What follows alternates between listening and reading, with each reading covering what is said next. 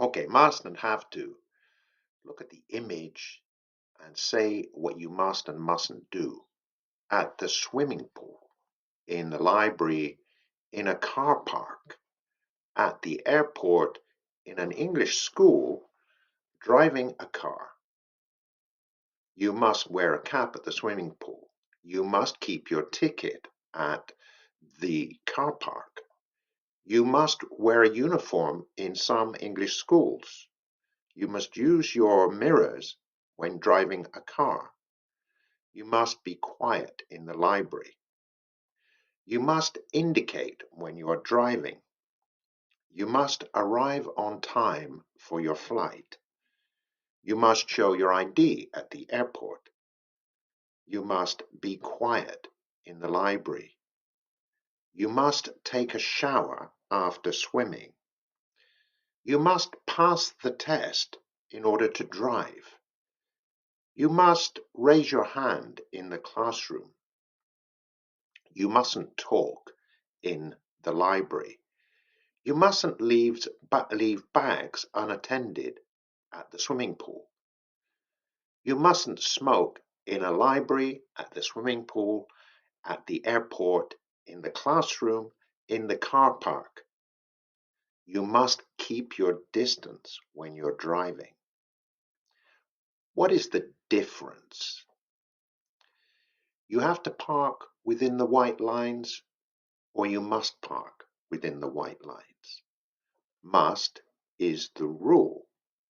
Have to is a different kind of obligation.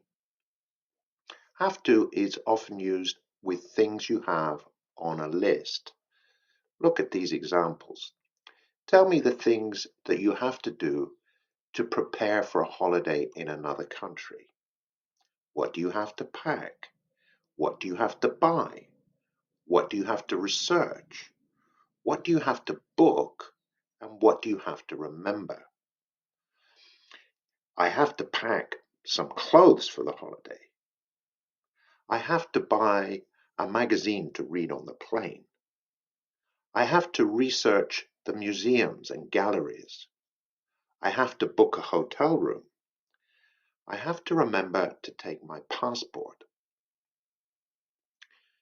Would it be okay to use must for this list?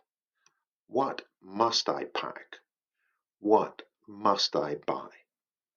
In fact, it is okay. Um, when we speak, we tend to use have to instead of must. Must is specifically used for emotional obligations. Look at this. It's often used with really. For example, I really must buy a present for John's birthday. Imagine these situations. A family member who is ill. I really must go and visit Granny. She's been sick. A charity. I feel like I must give some money to the Red Cross. You've received a gift. You must say thank you. You don't want to go to a party. I must decline your offer to go to the party. You refuse a gift from someone. Oh no, you mustn't. Need to, have to, and must. Look at these examples and see if you can tell the difference in use. You need to take some form of ID to the airport. If you are traveling to Portugal, you don't need a passport. Your ID card is enough.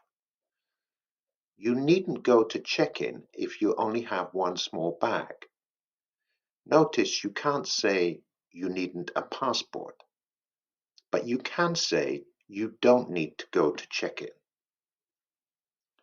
You mustn't carry knives or explosives onto the plane. You must show your ID at passport control.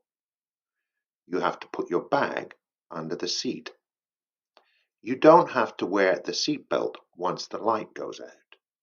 Notice you can't say you haven't to wear a seatbelt. You can't stand up before the plane comes to a standstill. Notice have to cannot be used for a negative obligation. So you can't say you haven't to stand up. Now, you have to practice if you want to get better at English. You needn't spend hours every day, but the more you do, the better you get. Reading aloud will improve your pronunciation and memory. You must have some self-discipline and read a little every day. Here are some links at the bottom of the page that will help you to practice reading.